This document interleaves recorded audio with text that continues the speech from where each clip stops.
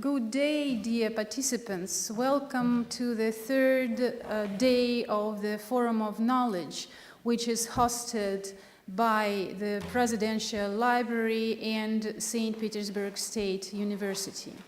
My name is Anastasia Malygina. I am Associate Professor at St. Petersburg State University, where I teach classes on disarmament, arms control, and non-proliferation.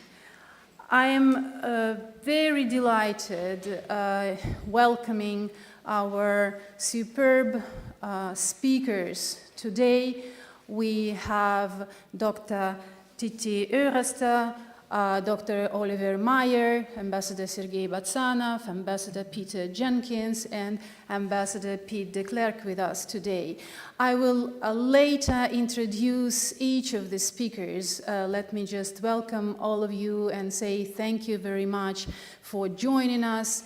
I deeply appreciate that, and this is my pleasure, real pleasure and honor to open this discussion about the future of the Nuclear Non-Proliferation Treaty and to be the moderator of this discussion. We need to be a little bit flexible today because there were some changes in the list of participants, and we had 2 hours discussion about the evolution of the threat of nuclear war. Before this roundtable, the previous 2 hours, we were talking about the evolution of the threat of nuclear war. And I promised to start this panel with a small announcement and a small welcome remark. Actually, that small welcome remark was planned to be broadcasted during the opening ceremony of the forum, but different difficulties and technical issues prevented us from doing so. So I am really pleased to give the floor to Ambassador Sergei Batsanov, who will shortly introduce Maestra Valery Gergiev, who is wearing actually several hats. On the one hand, he is the artistic director and the general director of the Mariinsky Theater, and he is a world-known musician and conductor. But on the other hand, he is the dean of the Faculty of Arts of St. Petersburg State University. So he wanted to welcome the forum, but before I will ask our technical assistants to broadcast this record that Maestra has sent to us, I would ask Ambassador Batsanov to say a few following remarks about our efforts and initiatives to outreach the celebrities. Thank you. Over to you, Sergei Borisovich. Yes, Professor Malygina, thank you very much. Well, you actually introduced Maestro Gergiev already. He is indeed one of the most, if not the most famous Russian conductor, very well known and respected outside Russia as well as in Russia. I would perhaps add a couple of details regarding how it turned out that he agreed and is willing to address our forum. Because during the preparation of the forum, we were thinking that knowledge, in fact, and this is the forum of knowledge, is not just acquisition of a certain number of megabytes or gigabytes of facts or information. You need to be able to digest what you have collected, what you put or somebody else put into your brain, and for that you need approach. So just gigabytes digitalization is probably not enough. You need to have a certain culture to understand other things properly. So we started thinking about persons of culture, and then somehow it turned out that, guess what? One distinguished participant from our previous panel, Dr. Peter Baus from the Netherlands, and the previous panel was about evolution of the threat of nuclear war and in the condition of multipolarity. He used to know Maestro Gergiev, and he contacted him, but it was a very almost detective story, because Maestro was traveling in Europe from one country to another, defying all the, let's say, restrictions and other difficulties related to, of course, COVID-19 and caused by COVID-19. It was extremely hectic period for Maestro, also having additional problems with his artists in his orchestra in St. Petersburg, including again related to COVID-19. So it wasn't clear until very early this morning, that he would be able to send his welcoming remarks.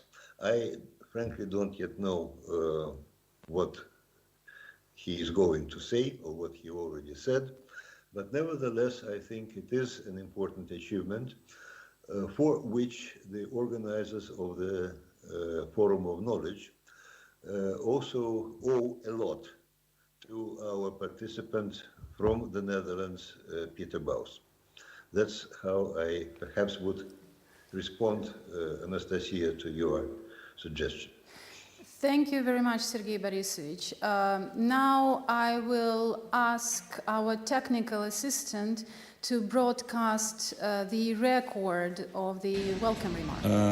Dear friends, my name is Valery Gergiev. I am Artistic and General Director of Mariinsky Opera House in St. Petersburg.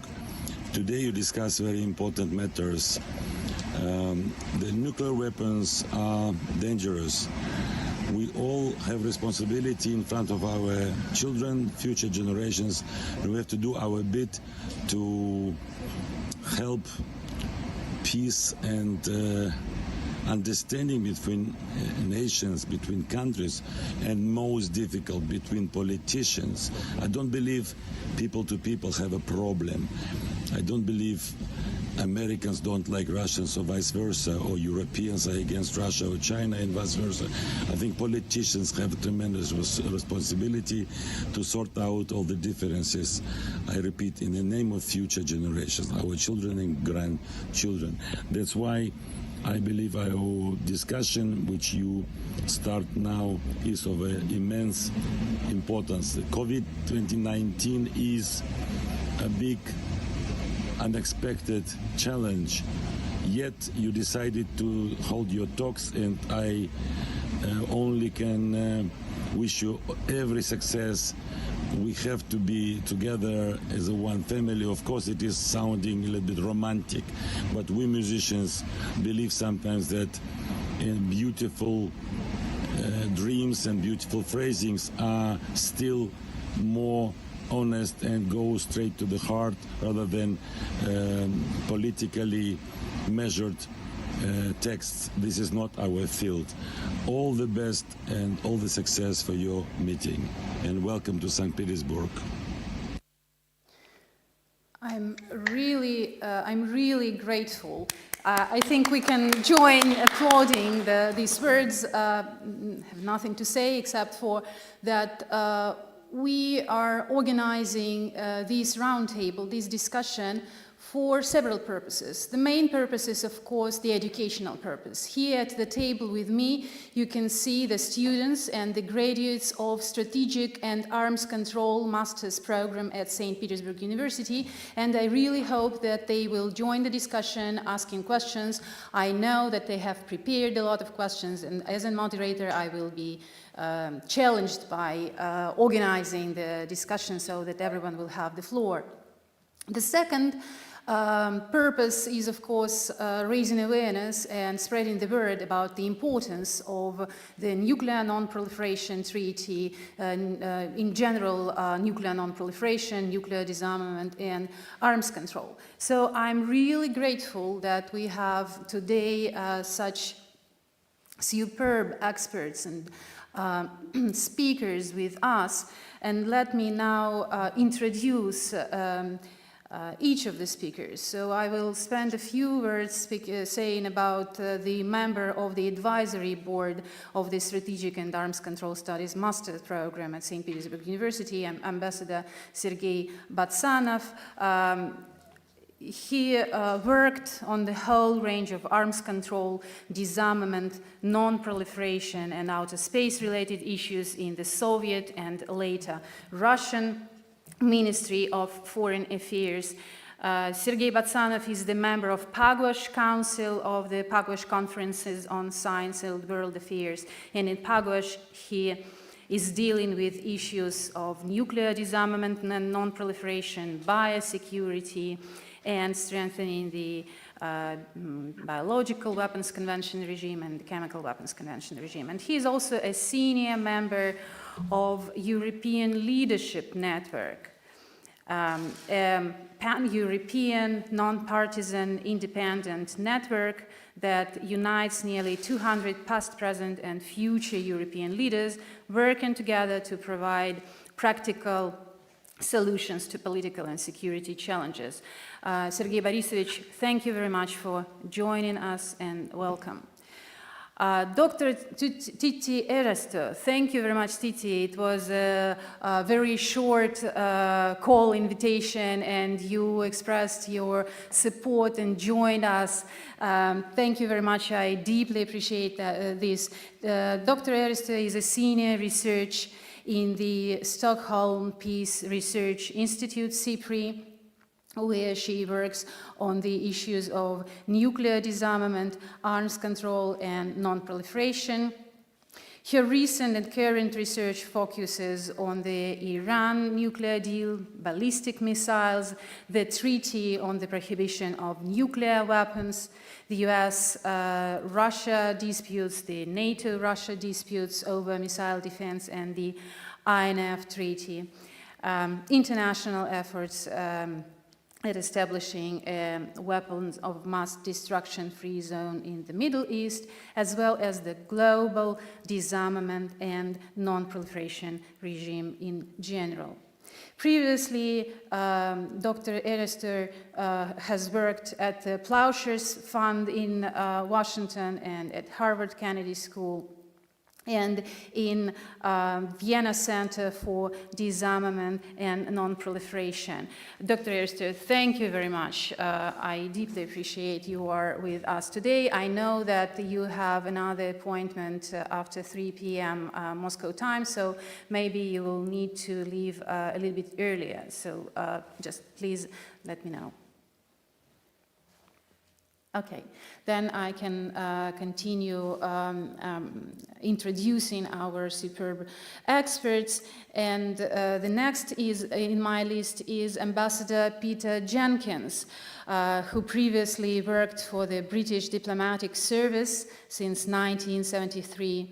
And his 33-year diplomatic career took him to Vienna twice, Washington, D.C., Paris, Brasilia, and Geneva. In Washington, he was private secretary to 2 ambassadors in the early 1980s.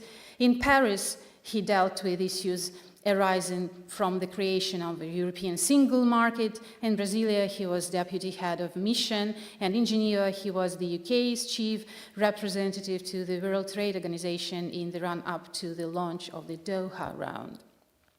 In 2001, Ambassador Jenkins was made ambassador to the International Atomic Energy Agency and other UN organizations at Vienna, where he had first served in the 1970s. There, his primary focus was on the nuclear aspects of international peace and security, especially the Iranian nuclear issues.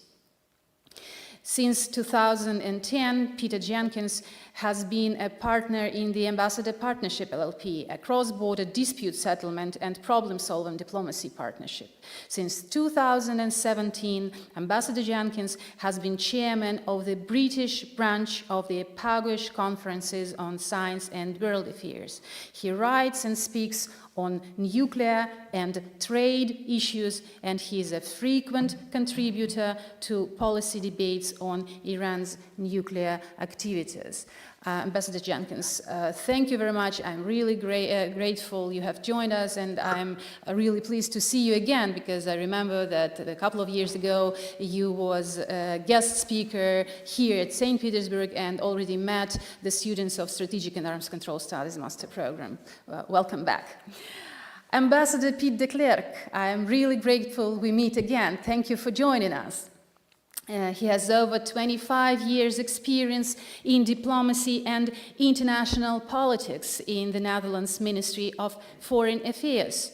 Most recently, Ambassador de Klerk was Ambassador-at-Large for the Netherlands Ministry of Foreign Affairs, during which time he acted as Special Envoy for Counter-Terrorism. Pete de Klerk, prior to this, was the ambassador to Jordan, where he focused on matters of humanitarian assistance and human rights. He was also ambassador for human rights, where he was responsible for human rights dialogues with other states and civil society organizations in the Netherlands and abroad.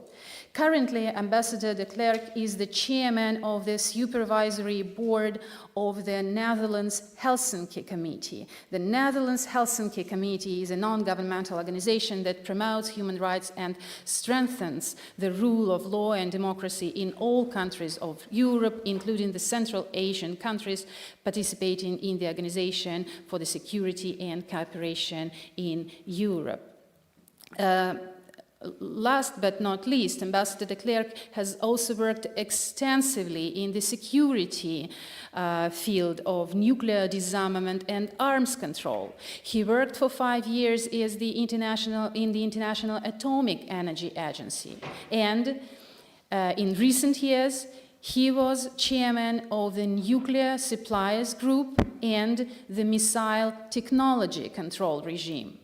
He's one of the co-chairs of the International Partnership for Nuclear Disarmament Verification.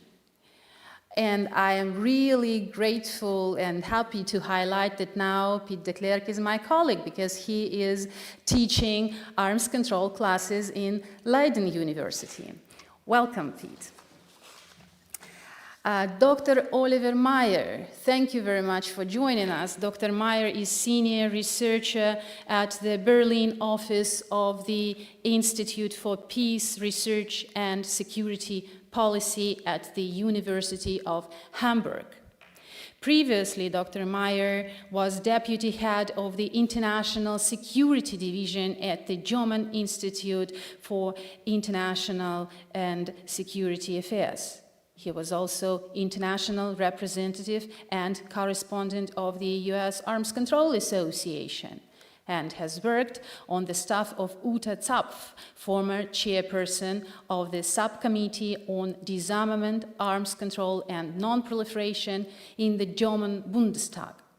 Dr. Meyer has also held the position of Senior Arms Control and Disarmament Researcher with the Verification, Research, Training and Information Center based in London, a very prominent non-governmental organization.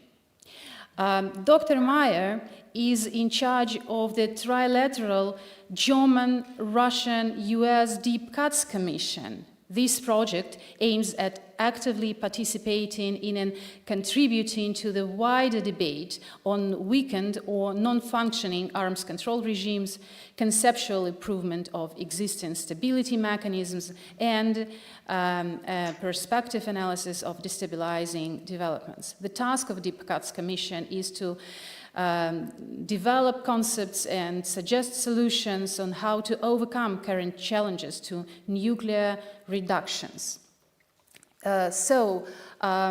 I guess that the participants who are sitting at the table together with me will introduce themselves later, and I will ask them to say a few words about the field of their research and what topics they are studying as the students when they work on their master thesis. I guess that will help our distinguished speakers to understand better the context and the essence of the questions that the students will arise.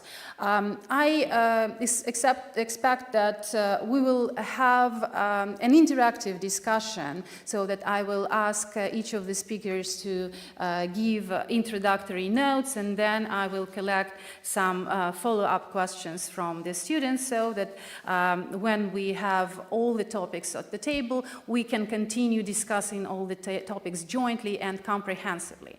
So I will ask Ambassador Batsanov to be the first to say a few words about the historical context and current challenges to the NPT regime, and these remarks will help us to create the conceptual framework for our further discussion. Sergei Borisovich, over to you.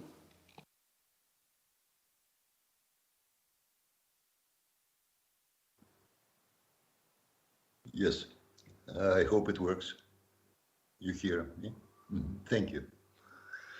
It's both easy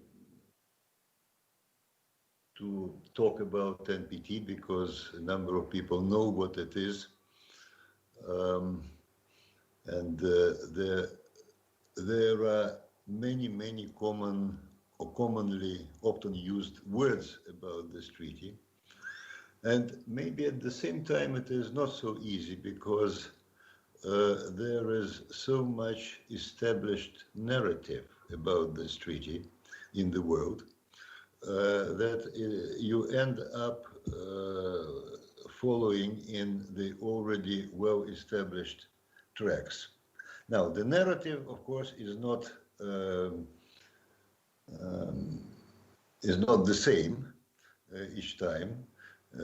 For most countries and probably most commentators, it is a cornerstone of international security, stability, in a way, basis for efforts undertaken so far to put an end to nuclear arms race and to start nuclear arms reductions and so on and so forth. For some others, it is still a discriminatory treaty, which creates two classes of states, the haves and the have-nots, and therefore should ideally be somehow enhanced or developed into something more. And more recently, we have a new arrival in the family of treaties, that is Treaty on the Prohibition of Nuclear Weapons, maybe even exchanged for that new treaty. But this is perhaps still a minority point of view, and so far, at least in my humble opinion, NPT is still a monumental piece of diplomacy, politics, and law, which was necessary and which allowed us all to go through difficult situations in the world while avoiding the worst thinkable and unthinkable consequences of those situations. Indeed, this year 2020, we celebrate the 50th anniversary of NPT being in force. So 50 years is not a small period of time for a treaty which governs very important elements of national and global security. Almost the whole world, almost all the countries in the world are parties to this treaty, and the number is 191, which is second only to the Chemical Weapons Convention in terms of number of parties, and that convention has 193 parties. So that looks great. Now, not, of course, all countries are in the treaty, and in particular, two now nuclear weapon states, namely India and Pakistan. Another nuclear possessor state, DPRK, which did join the treaty in the second half of 1980s, but then left it, and now has nuclear weapons. A very, very small number of other countries, but that is less consequent. Of course, Israel, also nuclear weapon state. How could I forget that? But many do, anyway. Or pretend they don't know.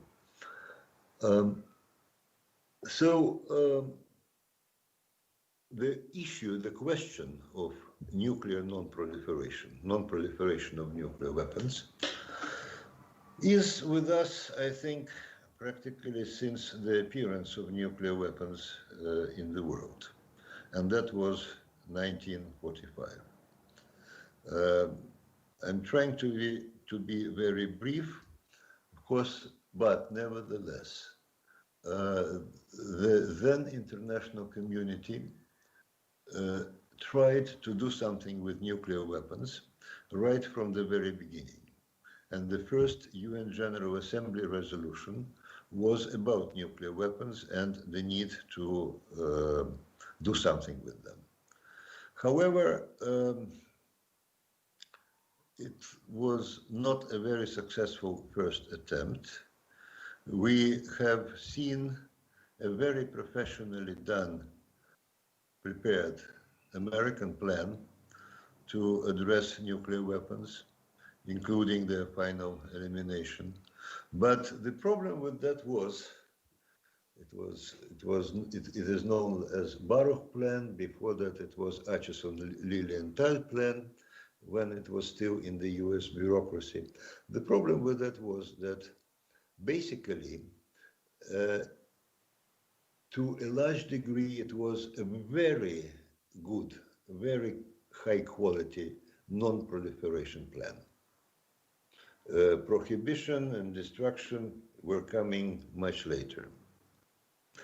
And that could not be a basis at that time, because the USSR didn't want to agree to a non-proliferation and then look to destruction and elimination coming sometime thereafter.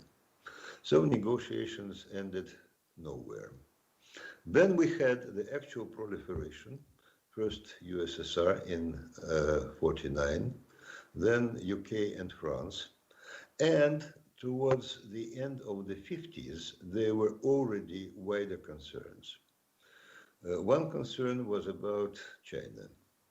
Another concern, and at least the United States started paying attention to this problem during the presidency of Dwight Eisenhower, was Israel. But nothing could be done in any of these two cases. And then there were programs, not necessarily directly aiming at obtaining nuclear weapons, but programs that could have created the basis for that. And those programs were in Federal Republic of Germany, in Sweden, in Italy, surprise, surprise, in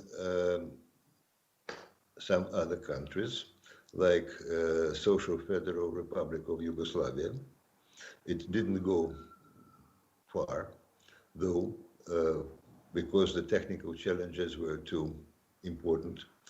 In Romania, despite the fact that it was a member of the Warsaw Pact, also didn't go far, but nevertheless efforts were being made.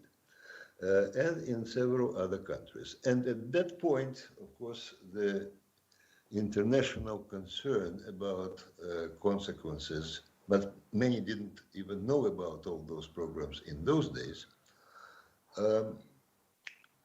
that the concerns started to mount about what would be the world if, as many people were saying in those days, again, late 1950s, early 1960s, that we would soon have 20, 25 nuclear weapon states. And that could have created, if that happened, would have created a lot of additional risks. Especially since at that time, another tendency was starting, and that is peaceful uses of nuclear energy and the international cooperation in that area, and the IAEA, International Atomic Energy Agency, was created already in 1957 and was making first steps. So this another thing, another trend was already in the making. Therefore, calls for non-proliferation of nuclear weapons were already being heard. From the very beginning, I think it would be fair to remember, those calls took two forms. One was about concluding the agreement about non-proliferation of nuclear weapons, and that was the Irish initiative, famous Irish initiative. And the other was the Soviet Union's promoting the concept of nuclear weapon-free zones. The Soviet Union had its own concerns, especially about, now correctly or not, a different question, but it was a genuine concern about Federal Republic of Germany going nuclear. And there was some information supporting that. But also the Soviet Union wanted to prevent and, if lucky, eliminate the deployment of American nuclear weapons around the Soviet Union borders. And because that was also a fact of life. And in the absence of intercontinental ballistic missiles, that was putting the Soviet Union in an unprivileged situation vis-à-vis the US and NATO. And by the way, the Cuban crisis was one of the results of that serious preoccupation. So the nuclear weapon-free zones, it was a Polish proposal, the so-called Rapacki plan, to establish the non-nuclear weapon-free zone in Central Europe. It was not successful, but a number of nuclear weapon-free zones were since established in almost every other part of our world. Then what I think is important when we talk about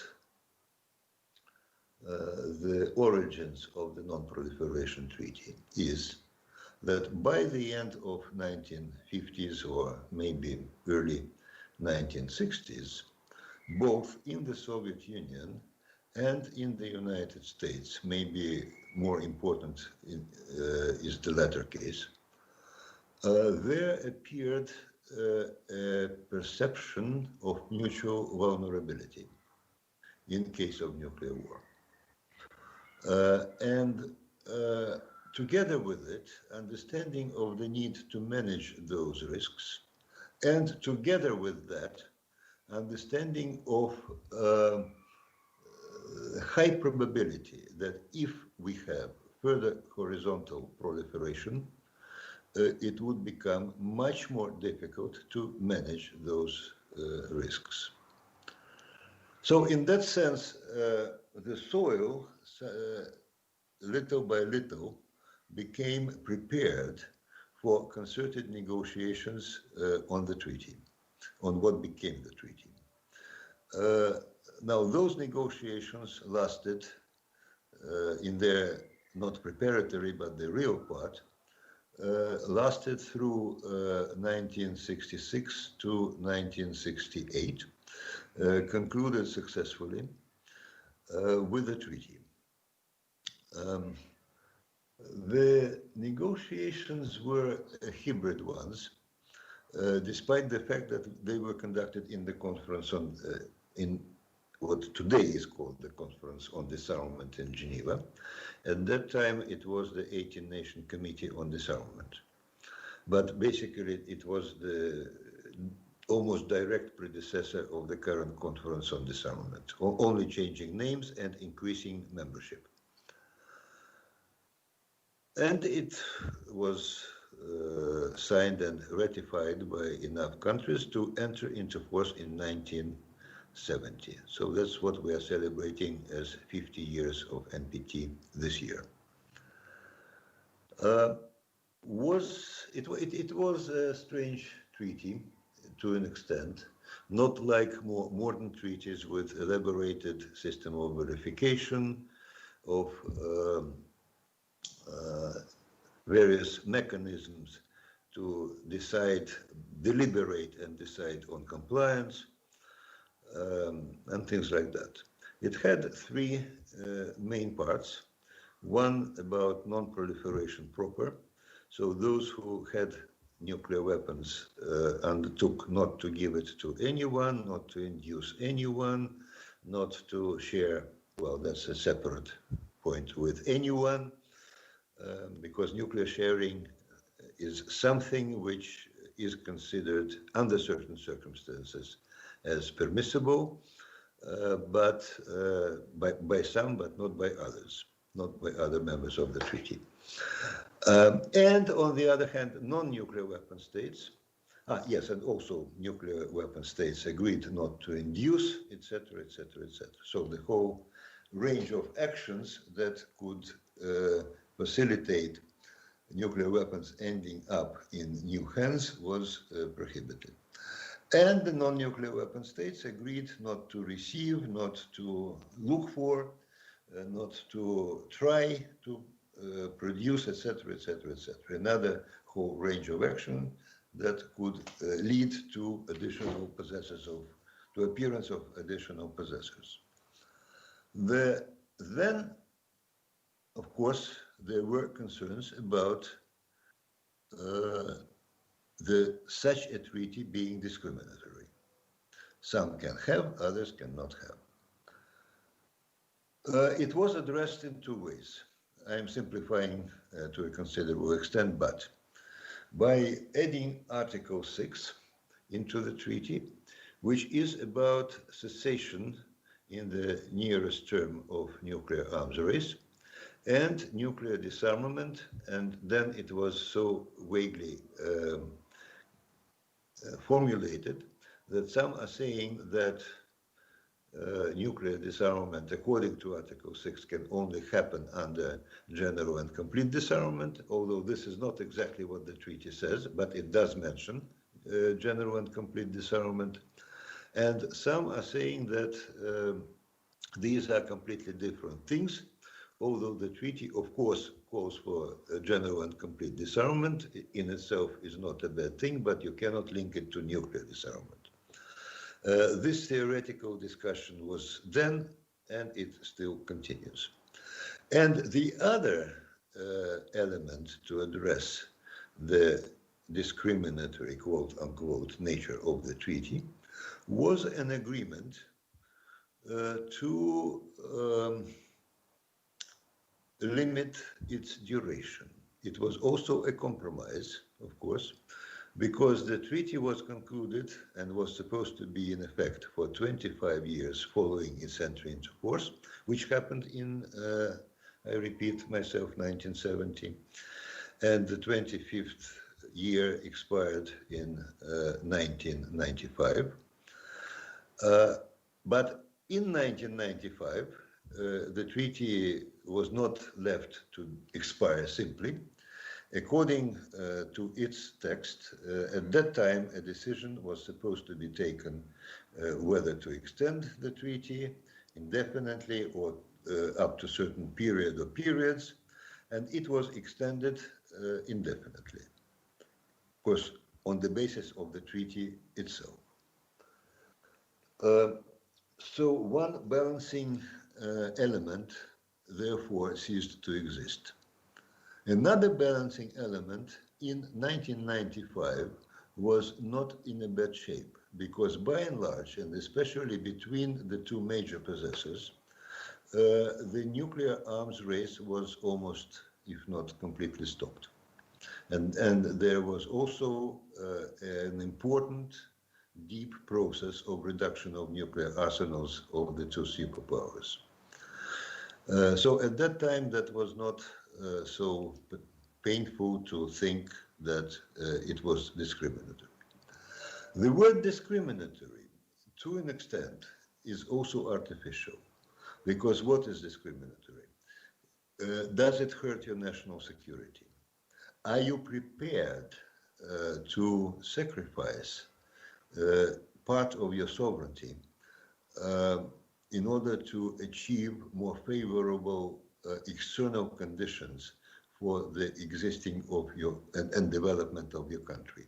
And many non-nuclear weapon states thought about NPT exactly in those terms. Yes, it doesn't allow us, it allows somebody else, but overall, we are creating a better external environment for us, even if we agree, or by agreeing not to look for nuclear weapons. Unfortunately, today the situation is different, but I will come later to that. When it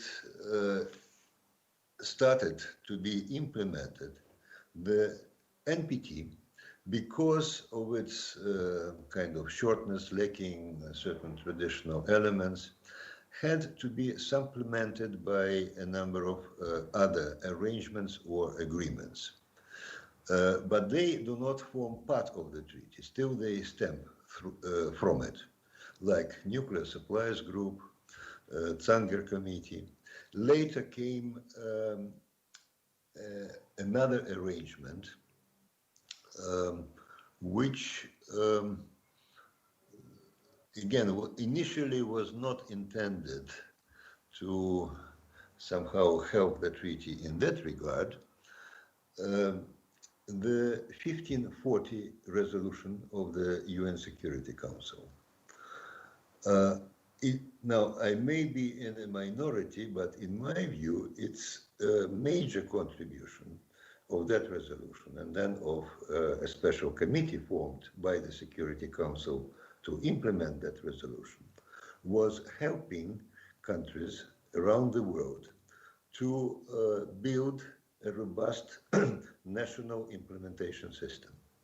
The treaty itself doesn't say anything about about national implementation, except for taking necessary legal steps.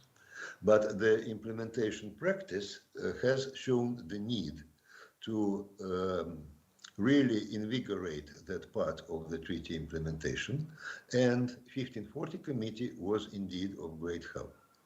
There's much more to say about that arrangement. After that, after its entry into force, and relatively quickly, the treaty has seen some unwelcome developments, like an Indian nuclear explosion in '74 for as it was officially declared, peaceful purposes. But India and Pakistan were refusing to join NPT exactly as discriminatory. Israel became a nuclear weapon state, although it is still not really clear when that happened. According to some accounts, Israel already had, let's say, primitive explosive device in 1967, and apparently there were discussions whether such a device could be used in case of 1967 war taking an unfortunate turn for Israel, which didn't happen either.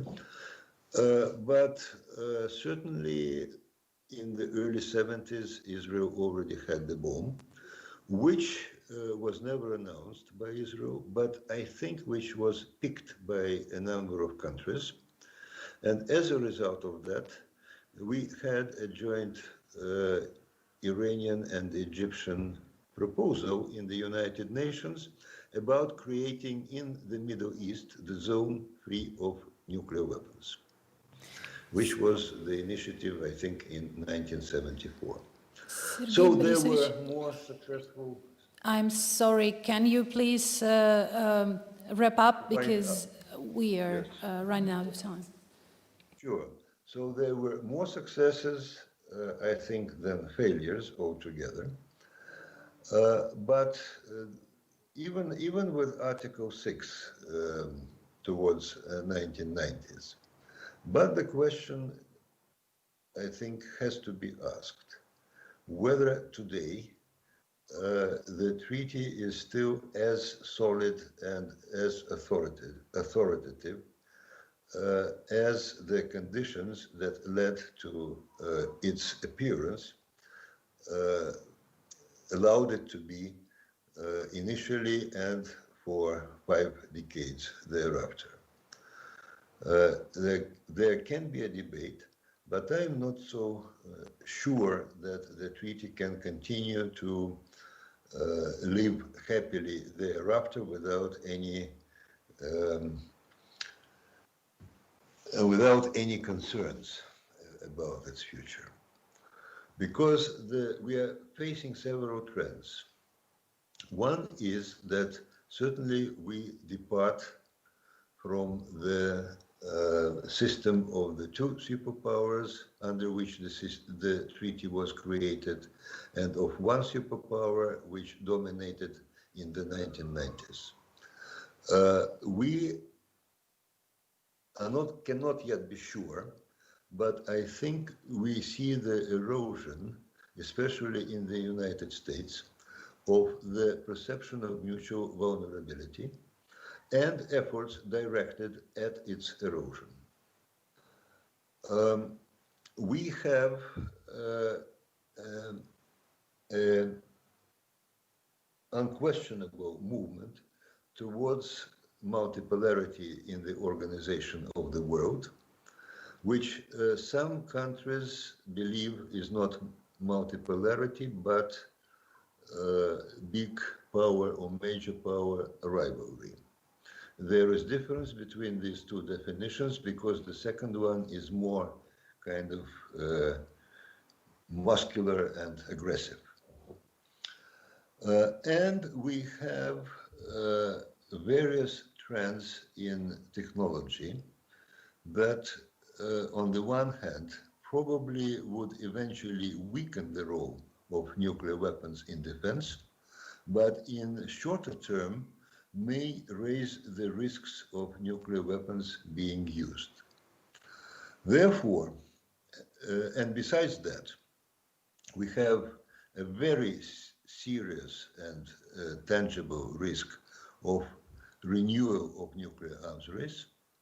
We have 2 unresolved burning points in the world, and that is Iranian nuclear issue and the nuclear situation on the Korean Peninsula. It seemed that Iranian nuclear issue was basically put to rest with the Joint Comprehensive Plan of Action in 2015, but we again have problem there. And we simply have problem with the Korean Peninsula. And besides that, of course, we have a problem with Article 6. I hope that further discussion would allow to look at those different problems and other aspects of NPT implementation, and maybe somehow result in raising awareness about the problems that the treaty is facing. Thank you. And I apologize for being long. Sergei Borisovich, thank you for your very comprehensive introduction. You have touched upon so many topics. And to make the discussion more interactive, I suggest we reframe a little bit our agenda. So I suggest that we divide our discussion into two parts. Firstly, we will discuss the complex of issues that are connected with export control, peaceful uses of nuclear energy, and the correlation between the Nuclear Non-Proliferation Treaty and the Treaty for the Prohibition of Nuclear Weapons. And then, in the second part of our discussion, we will discuss the regional issues, and I hope we will go into more details discussing the Iranian nuclear issue, Iranian program issue, and the security crisis on the Korean Peninsula. So, my suggestion is that now I will give the floor to Piet de Klerk and then Dr. Meyer, and after that I will open the floor for comments and follow-up questions from the students, and we have more comprehensive discussion that Dr. Tuti Erister may join us with her comments, and then I will proceed with the second part, thematical part of our panel. So, Pete, would you please give your remarks regarding the third pillar of the NPT and the problems of export control? Thank you very much, Anastasia. I didn't know that it was my task to focus on peaceful use and on export control. I'll try to do that. But first, let me say that it's a pleasure to be in touch with St. Petersburg State University, because in one of my former roles, I had a very interesting discussion about human rights with students in St. Petersburg. And that's a very different topic, but in both cases, I think the point is that these discussions bring us closer in terms of understanding. As Master Gergiev said, better direct contacts will lead to to peace and understanding. It's a pleasure also to follow Sergei Batanov, who indeed, as you said, Anastasia, a very comprehensive picture. But there are a few points about history that I want to add to that. The first is that I think the crucial point in time is for thinking about proliferation is second half of 1964, early 1965. This was after the Chinese explosion of 1964, when President Johnson received a report from the Gilpatrick Commission that he had created. And before that time, the dominant thinking, in any case in the United States, and I know that story better because maybe that's a question of language, but I think more is known about the history of the United States and history of non-proliferation thinking in Russia, but maybe there's a challenge also for students, and maybe I'm not informed enough. In any case, in the United States, the dominant thinking was up to that time that nuclear weapons for my friends are okay, but certainly not for my enemies. For example, Secretary of State Dean Rusk at the time was not against Japan getting their own nuclear weapons. But that sort of thinking started to change in the mid-60s with this, the report of the Gilpatric task force, and a few quotes are interesting. They concluded that any proliferation would add complexity and instability to the deterrent between the United States and the Soviet Union, and would aggravate suspicions and hostilities among states neighboring new nuclear powers.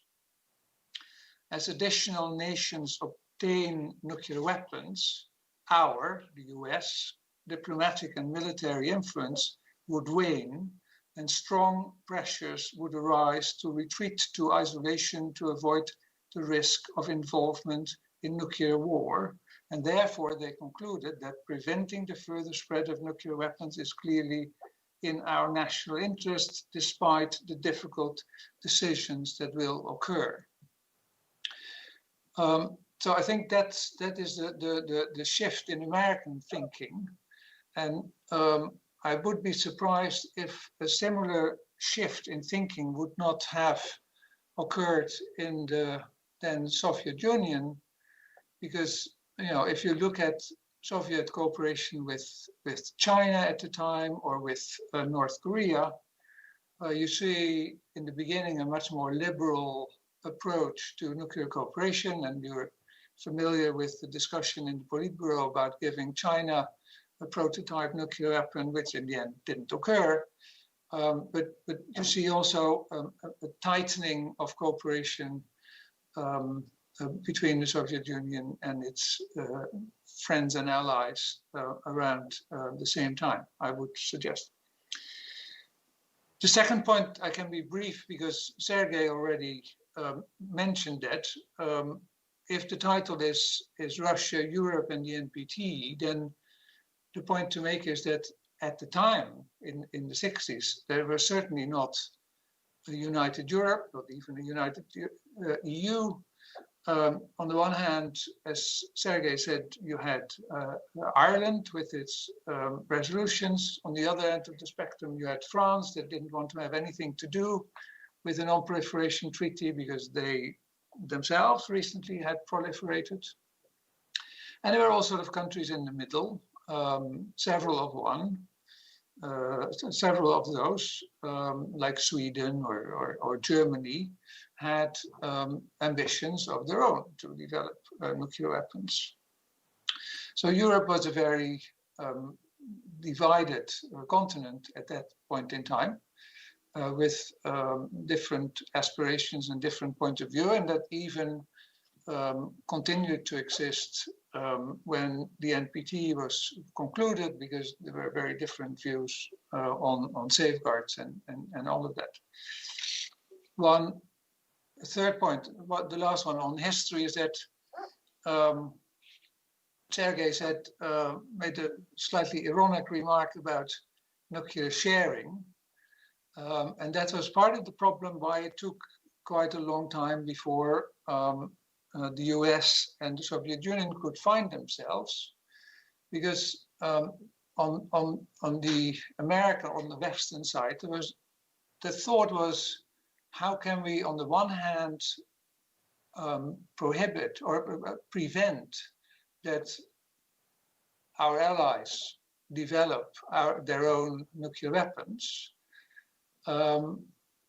So maybe by giving them some voice in decisions, and that became the plan of a multilateral force. And the Soviet Union was against that because they saw that as the phrase goes, as the German finger on the nuclear trigger, which was always a caricature, because even if the plan would have worked as planned, there would always have been an American veto. But around that same time, end 1964, beginning 1965, there came an end to that.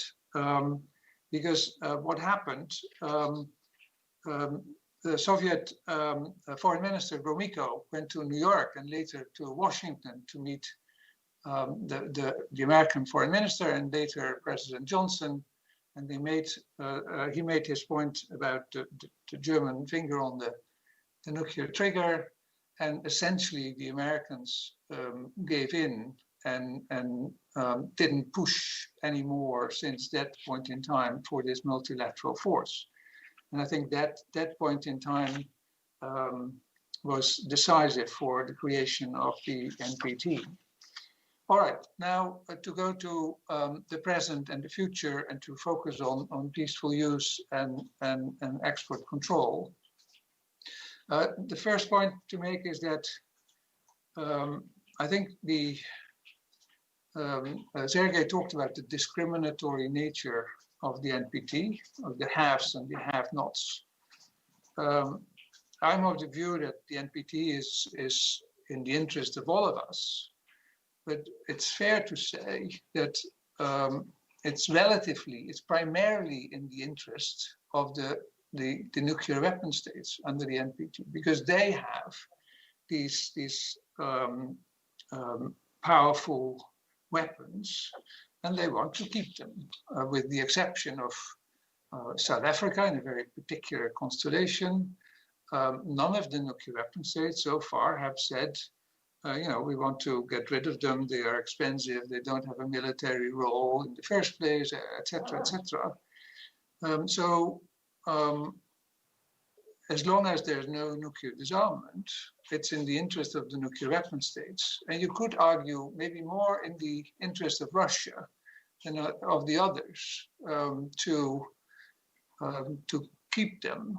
I say maybe more in the interest of Russia because the relationship between military power on the one hand, in relation to economic power and soft power, Russia has relatively much military power in relation to economic power and soft power. So there's to my mind also a special relationship, a special responsibility for Russia to keep the treaty upright. Now, as to and that also includes a responsibility to keep the export control regime upright. I think that is a very important dimension that's not as such in the treaty. There's in the treaty that you can only export nuclear goods by informing the IAEA, but over time, since Iraq in the 80s, we've learned that to only focus on nuclear goods, nuclear designed and prepared goods, is not enough. You also need to focus on dual-use items. So it has become a much broader area than what was foreseen in the NPT, and I think there's a common responsibility, but especially a responsibility for the nuclear weapon states to keep the export control regime up to date. And from my own experience, the Russian participants always have been very constructive in that. Now, as to the future, Sergei said that he didn't know for sure that the treaty would live forever, and I agree. There are a number of clouds on the horizon. On the one hand, there is the very transactional way President Trump deals with the nuclear umbrella, suggesting that allies need to pay up, or otherwise, the umbrella will be withdrawn. I think that's a very dangerous attitude. So the umbrellas might start to leak, and maybe, I don't know how that is from the perspective of the Russian Federation, but that seems to me also an interesting question. The second danger, as I see it, is that you might have growing regional tensions and regional proliferation, for example, or in particular maybe caused by the example of the DPRK that might lead to regional tensions and regional ambitions in Asia.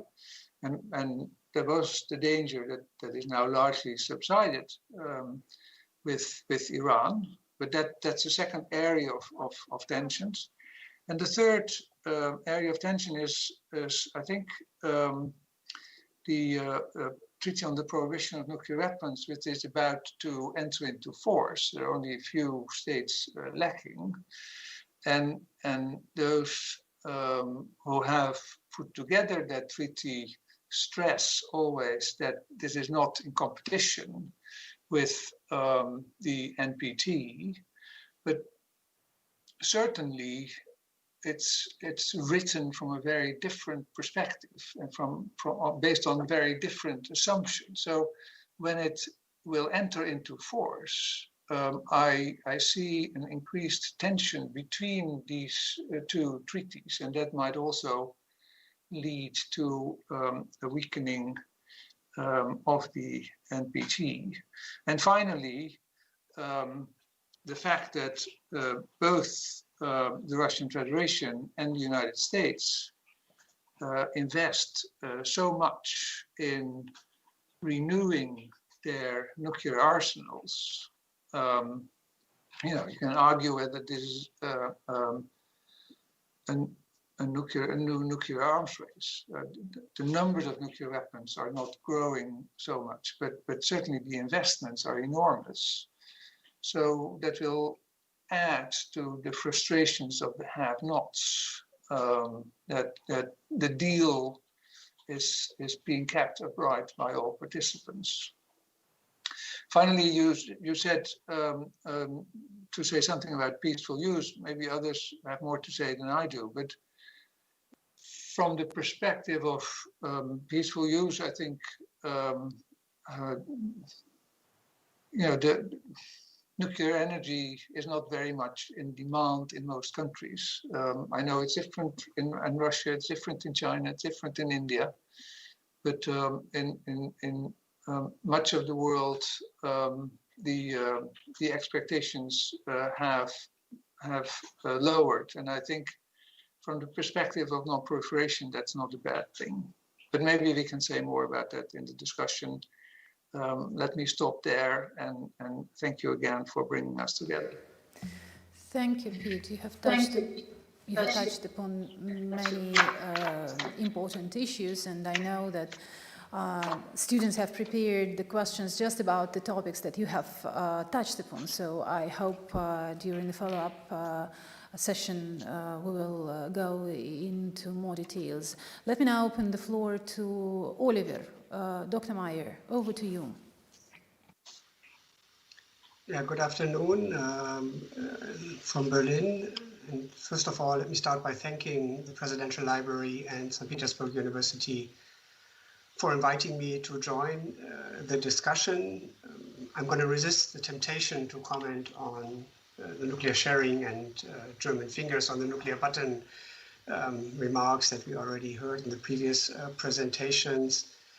And will speak to the issue that Anastasia asked me to speak about, the relationship between the NPT and the ban treaty, the Treaty on the Prohibition of Nuclear Weapons, which Peter Clerc already touched upon, and Sergei Barzanov also, so I will try to continue where they left off. As you heard already, the relationship between these two treaties is already a hotly debated issue with many perspectives to it. I come to the topic as somebody working at a peace research institute in a country that supports nuclear disarmament, but at the same time is a member state of NATO and also involved in nuclear sharing. So many of the discussions that are now taking place between ban treaty supporters and critics of the treaty are taking place in Germany now as well. My main point, which I briefly want to expand upon in the next couple of minutes, is that I think for me the ban treaty is a positive element in the discussion on nuclear disarmament, but further efforts by all states are needed to reduce the tensions between the ban treaty and the NPT. And let me talk about that in 3 short steps. First of all, say why I think the ban treaty is a positive development for nuclear disarmament, why it's perceived to be in tension with the NPT, and what can be done to reduce these tensions between these 2 legal instruments. There are 2 reasons why I think the ban treaty is positive for nuclear disarmament. First of all, clearly the treaty and the discussion around it have moved nuclear disarmament up the political agenda. If we imagine discussions on nuclear disarmament without the ban treaty, these would probably be very boring and stale debates revolving around practical steps, protecting existing treaties or the few treaties that are still left standing, extension of the New START Treaty, but the ban treaty, I think, has added a new dimension to this. And as Peter Clerc already has said, this discussion is going to become more lively once the treaty has entered into force. Malta has recently become the 45th state to ratify the ban treaty, 5 more to go. 50 states are necessary for the treaty to enter into force, so we can expect that to happen fairly soon.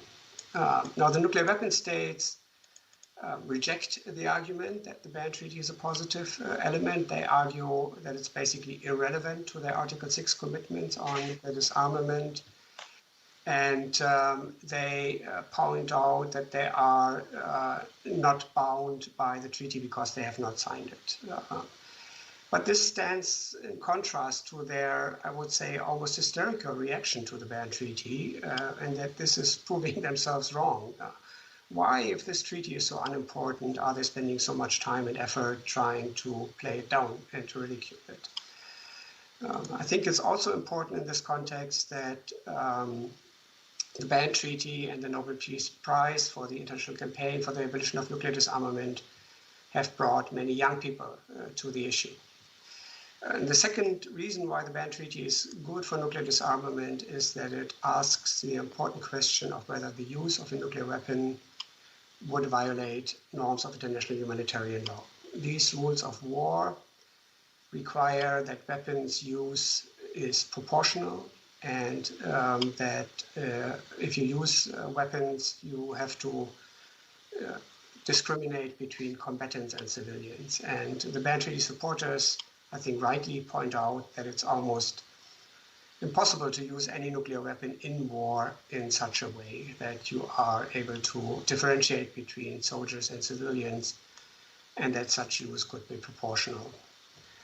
This perspective, by the way, is very much in line with the NPT itself. If you read the very first sentence of the preamble, it states that parties to the NPT must consider, quote, the devastation that would be visited upon all mankind by nuclear war and the consequent need to make every effort to avert the danger of such a war and to take measures to safeguard the security of people. So very much a humanitarian perspective in the NPT itself. So the question is, and that's my second point, why is the treaty then perceived to be in tension with the NPT? And there are quite a few technical tensions between the 2 accords related to verification and safeguards.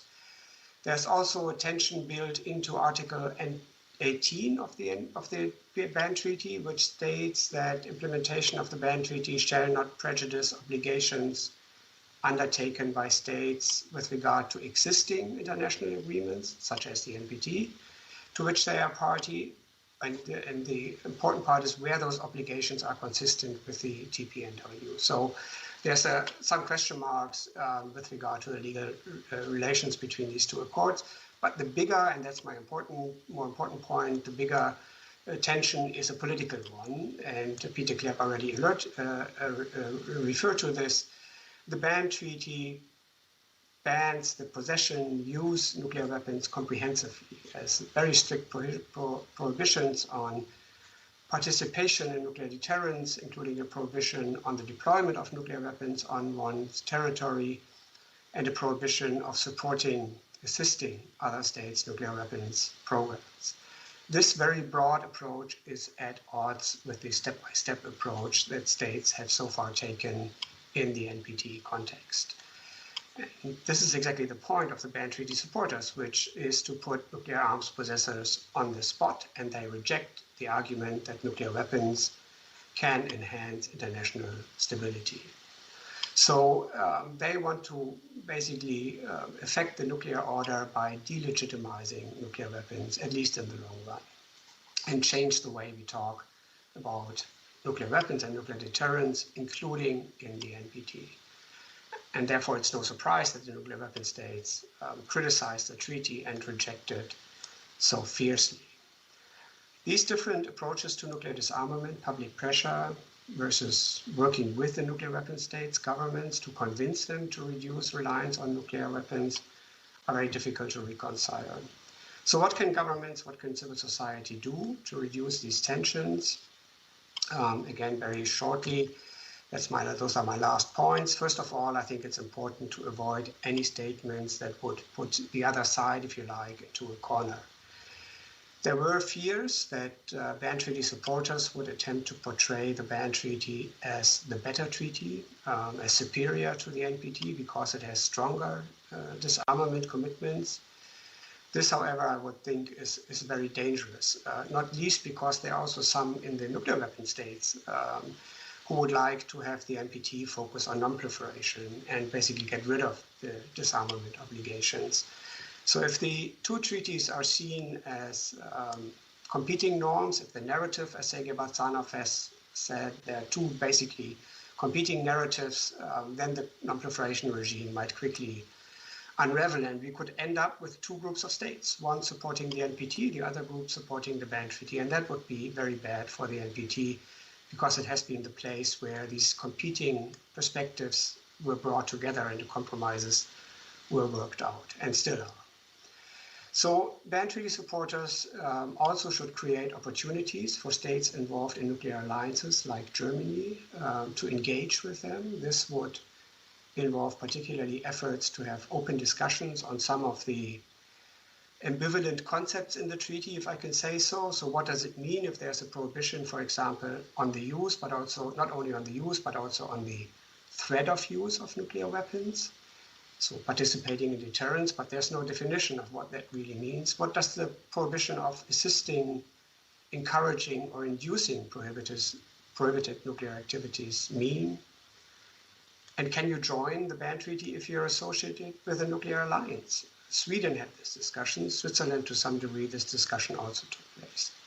The nuclear weapon states, for their part, I think need to recognize and openly recognize the legal problems associated with nuclear weapons use and deterrence. This is a very thorny issue. They have tackled or tried to tackle this issue internally, but I think we also need an open debate on this. And I think for civil society and NGOs in this discussion, they should resist the temptation to take the moral high ground. It's very difficult for us to accept sometimes that two people can look at the same facts and at the same problem and come to very different conclusions. But that in this case, I think, is happening.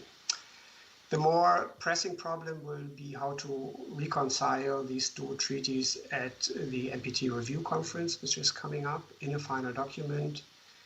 It will be very difficult to find common ground at the moment among NPT members as a whole. So maybe a more pragmatic way would be to simply acknowledge that the ban treaty exists and repeat language that has been previously agreed on the humanitarian consequences of nuclear weapons use.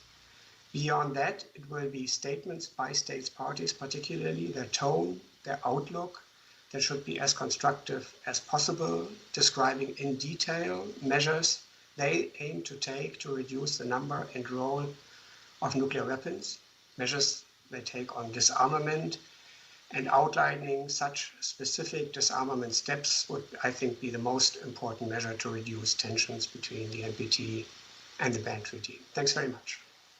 Thank you, Oliver.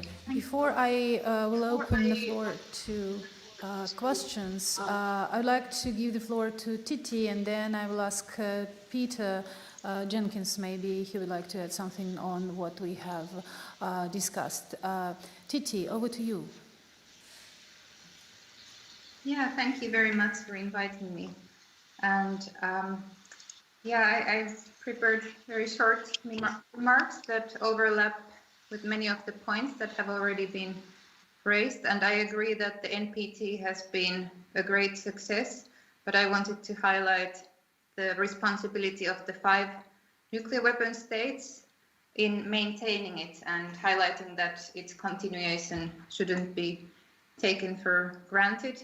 Because for some time already, the NPT has been undergoing what could be called like a slow motion legitimacy crisis that, it might not make dramatic news, but actually it's quite serious because this is, after all, the most important international treaty regulating nuclear weapons.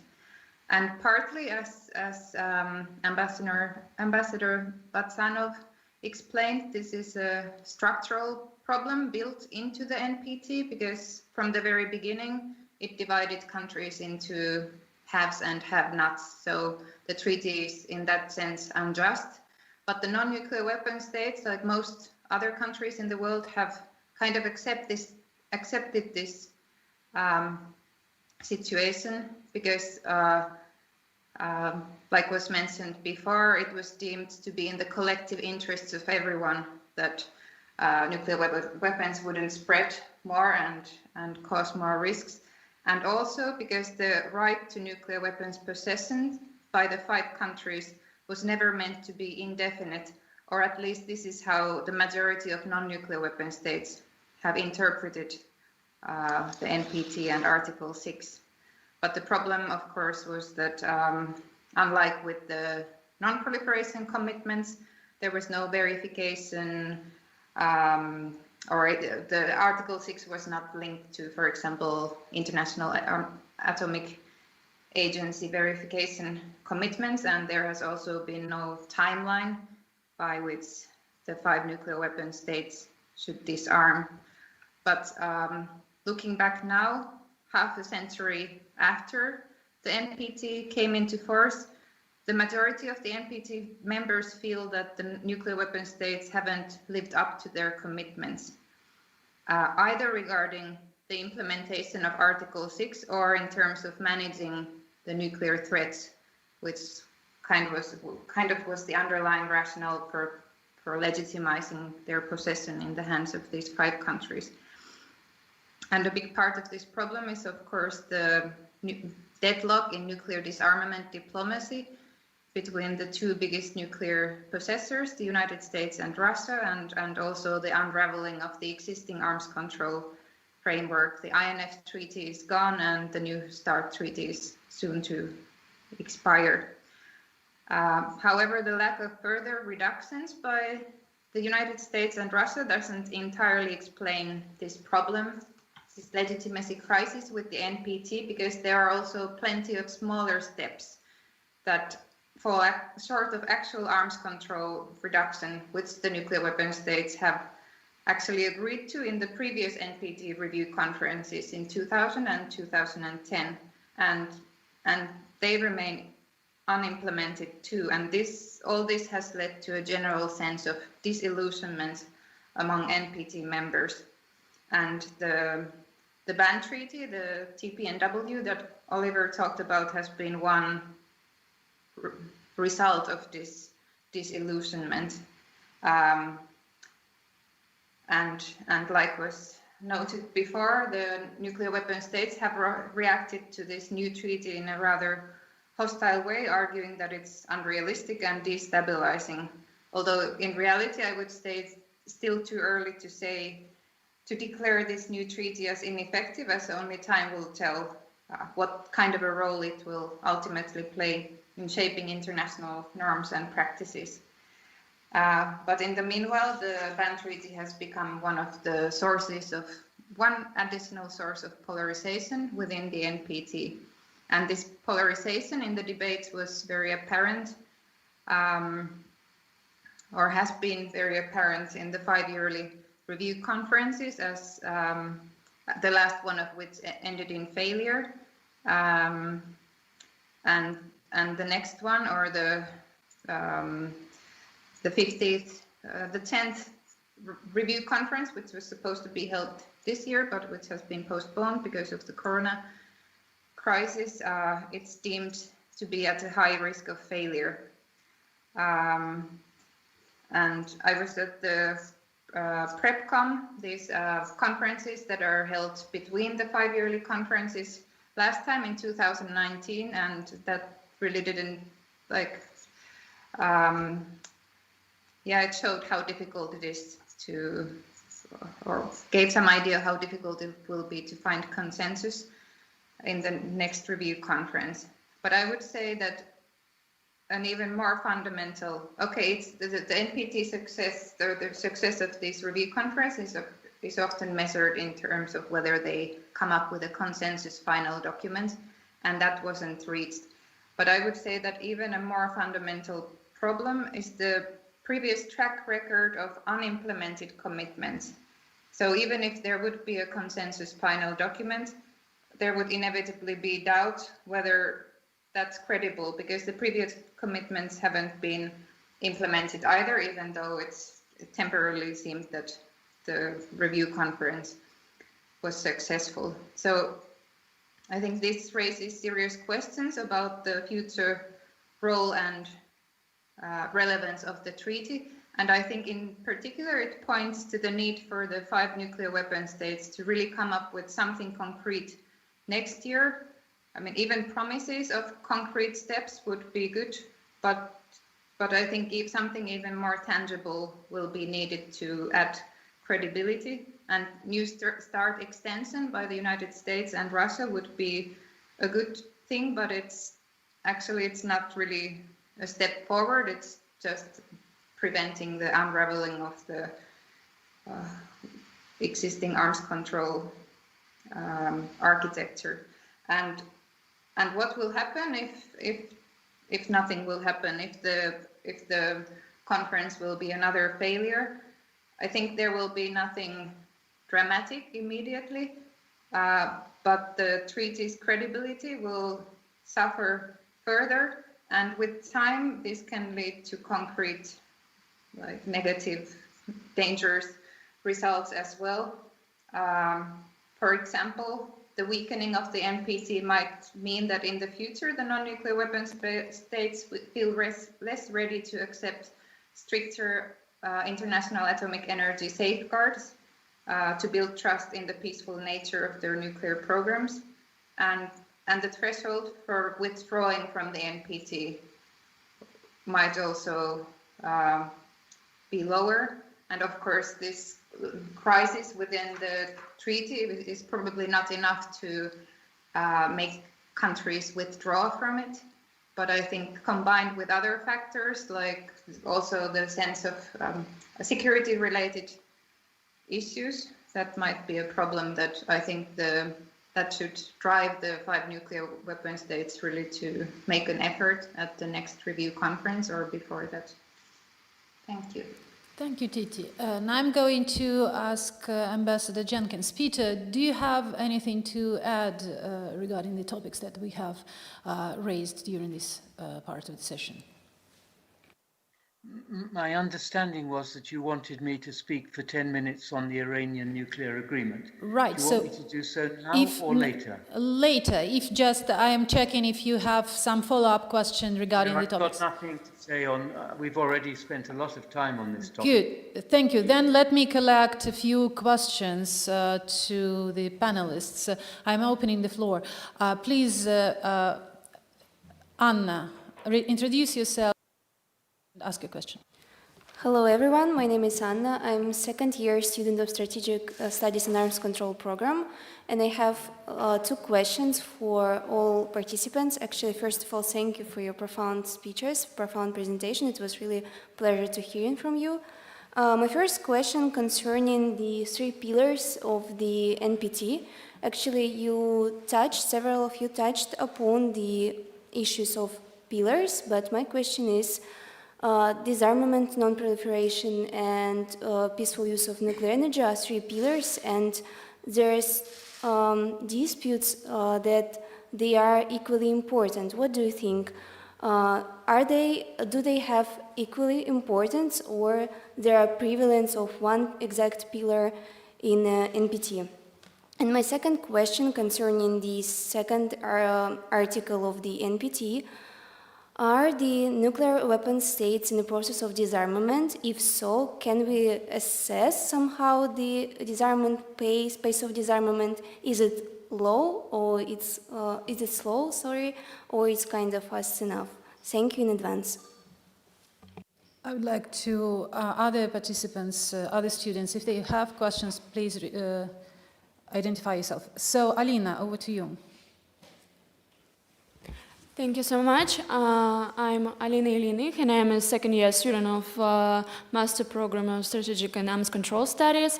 And I have a question for all the speakers. First of all, thank you so much for your speeches. And it's a question about the future non-proliferation treaty. And we know that there is some contradictions between the USA and Russia about the bilateral, multilateral future treaty. But what do you think? Is it possible to involve China like the USA want? Not like a member state, because we all know that China will never be a part of such treaty, but like maybe a consultant or something like that. So what do you think? Is it possible? Thank you. Another question, Roman, I saw you got some question, please. First, press the button and... thank you. Good afternoon, everyone. So, my name is Roman, second-year student of Master Program, and my question touches the TPNW issue. So, there are 5 states to ratify this treaty, and most of the states that ratified are the small states.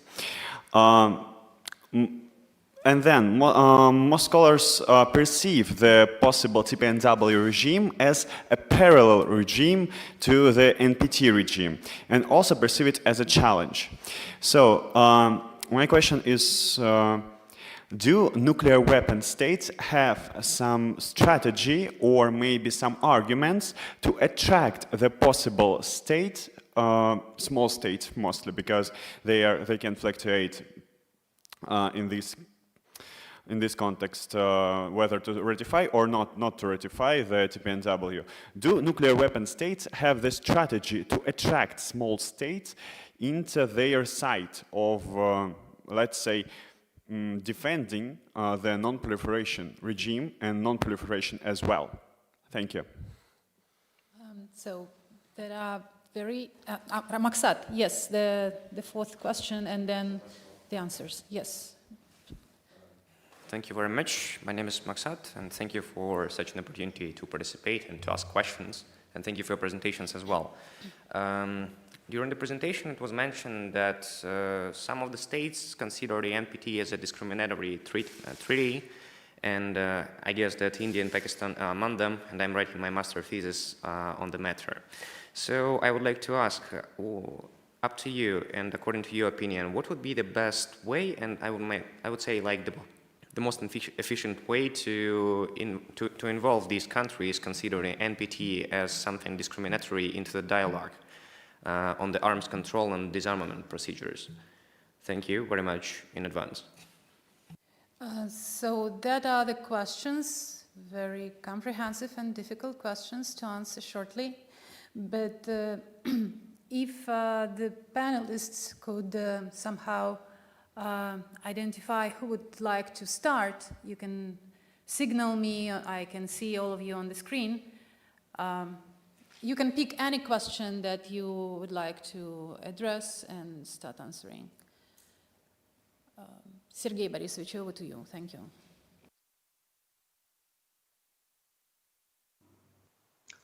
Well, thank you. I noted 3 questions. One was about the 3 pillars, which of them are important, less important, etc. My reaction to that would be that often it happens so that when people discuss these pillars, it depends, let's say, on their own preferences. My view is that the removal or insufficient attention to any of the three pillars would do wrong to the treaty and its regime. So if you forget or you ignore the peaceful uses, it would be bad. If you ignore nuclear disarmament, it would be bad. The same applies to, of course, non-proliferation. Now, it cannot be quantifiable. It's more about political assessment of whether enough is being delivered on any of the three pillars and on all of them together. Second question, treaty on the prohibition and two parallel regimes. I don't know.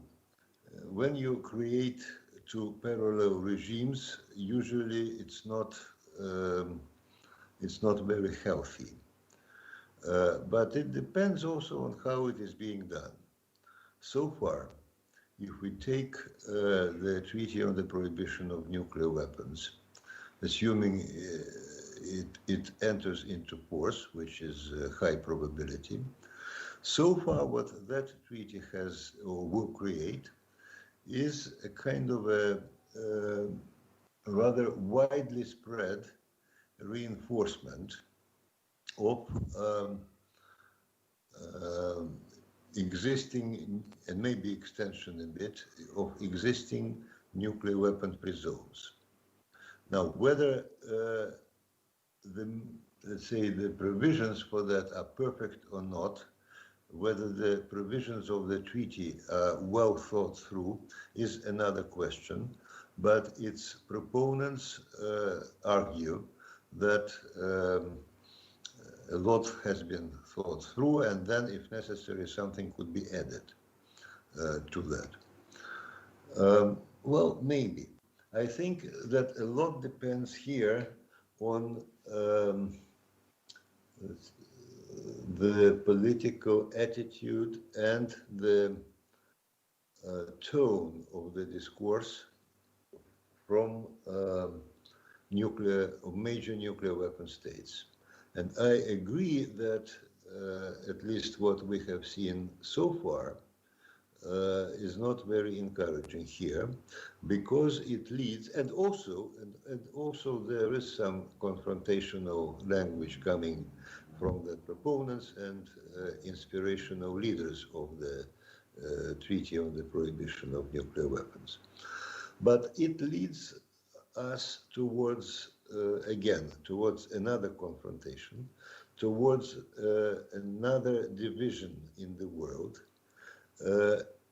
And one of the reasons why this all happens, I think, is that somehow the nuclear weapon states and non-nuclear weapon states, not all of them in the same degree, but they now understand each other less than it was the case earlier.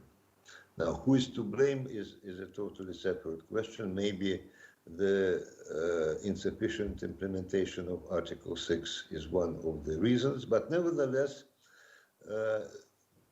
you have another gap here. I share the criticism towards nuclear weapon states for being aggressively negative, and I think that they should change the way they speak and think about Treaty on the Prohibition, although that shouldn't preclude anyone from pointing to the, let's say, well, insufficiency of certain elements in the treaty, weaknesses of the treaty, and so on and so forth. Talking about Russia, I think we started with a very negative description at that time of negotiations and soon thereafter of the treaty. Then I think there was a change, though, in the sense that the official formulations changed a bit in the sense that we can understand the motives of the proponents of that treaty and the parties to that treaty. But we still think that that is not the best way to achieve what they want. So in any case, in this regard, I think there is a need for more dialogue between these two groups of state. Whether, all that said, the nuclear weapon states have a strategy, frankly, I don't think so. Thank you, Ambassador Batsanov. So now I will give the floor to Peter Jenkins, and we will move to discussing the regional problems on the NPT, and we will focus now on the Iranian nuclear issue. And our organizers at the Presidential Library say to us that we have additional 10 minutes. So if you don't mind, we will stay for additional 10 minutes to have more time to discuss and then wrap up. And after Ambassador Jenkins' contribution, I will make a short 3 minutes intervention.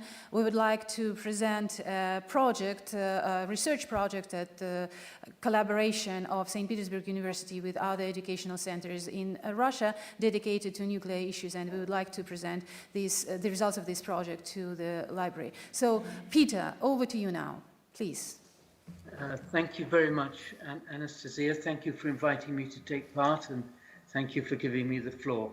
I'm going to read out from a prepared text because I think that will be quicker. Let me start by saying a few words about what the 2015 JCPOA was intended to achieve. It allows Iran to build confidence in the peaceful nature of its enrichment activity by granting IAEA inspectors access which can lead to a conclusion that there are no undeclared nuclear activities or material in Iran. It minimizes the risk of Iran seeking nuclear weapons in contravention of its NPT obligation by maximizing the likelihood of IAEA inspectors picking up early indications of a covert weapons program, and by giving Iran's leaders reasons to calculate that they would have a lot to lose politically and economically if they were to permit the Revolutionary Guards to engage in a covert program. The Americans prefer to portray the JCPOA as closing all pathways to an Iranian nuclear weapon. This is inaccurate since the JCPOA does not close the covert pathway, merely makes it problematic and likely to prove costly in ways I have just mentioned, and deceptive because it leads people to imagine that Iran's path to a weapon will become wide open when JCPOA restrictions on enrichment lapse in accordance with the so-called sunset clauses of the JCPOA.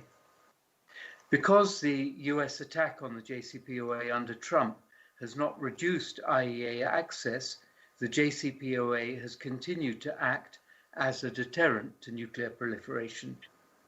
But because the US attack has denied Iran almost all the economic benefits expected, the JCPOA has not meant that proliferation would risk a major loss of benefits for Iran. So far, Iran's government has reacted to the US assault with relative patience and restraint. Their claim to a right under the JCPOA to cease respecting several of the agreement's enrichment-related clauses is not the nuclear proliferation threat that US rhetoric has suggested. The Rouhani administration has made clear that it will return to full compliance if the US does so. So what are prospects on that front? If Trump secures re-election, it is clear he has no intention of rejoining the JCPOA. Instead, he believes that Iran's leaders will come to him begging to negotiate a better JCPOA, better seen from a US perspective. This shows a lack of understanding of the Iranian national character and an inability to learn from experience. Far more likely is that Iranian patience will finally expire and the JCPOA with it. Russia and China may then be able to salvage what matters most, continued Iranian application of the IAEA's additional protocol, but only if they can overcome strong pressure from Iranian conservatives to reduce IAEA access to the minimum required by the NPT. In any case, the bringing into service of more efficient centrifuges, an accelerated rate of production of enriched uranium, and enrichment to 20%, well on the way to weapons grade, will be likely. If Biden wins, hopes for the JCPOA will soar, as he has expressed an intention to take the US back into the JCPOA. But I, for one, will be no more than cautiously optimistic. Why? First, time is likely to be short for negotiating a JCPOA revival agreement, since an Iranian presidential election campaign will get underway in May, and this is likely to herald the arrival on stage of far less experienced and far less reasonable Iranian negotiators. Second, those around Biden, I shall refer to them as Bidenites, seem to believe that it will be for Iran to come back into full compliance with the JCPOA and for the US to reward those Iranian steps once they have been verified by rejoining the JCPOA. This will be a recipe for deadlock, since the Iranian government thinks that US withdrawal and JCPOA inconsistent US sanctions caused Iran to cease full compliance, and this leads them to believe that the US must be the first mover, and moreover owes compensation for the losses US sanctions have caused. Third, the Bidenites may also want to make a JCPOA revival agreement conditional on Iran committing to negotiate on the so-called sunset clauses, and also on Iran's missile-based strategic deterrent, which the Bidenites want to reduce or eliminate, and on Iran's defense in depth through alliances with other Middle East forces, which Americans term malign behavior. It's not obvious that Iran would have an interest in any of these negotiations or any realistic reason to hope to gain from them, given their experience of US economic promises has so far been deeply disillusioning. In fact, the Iranian government has already ruled out a renegotiation of the sunset provisions.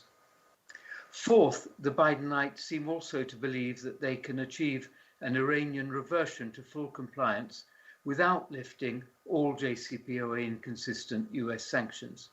They seem to want to retain some of those JCPOA inconsistent sanctions to serve as leverage in the negotiations on other matters of concern to which I have just referred.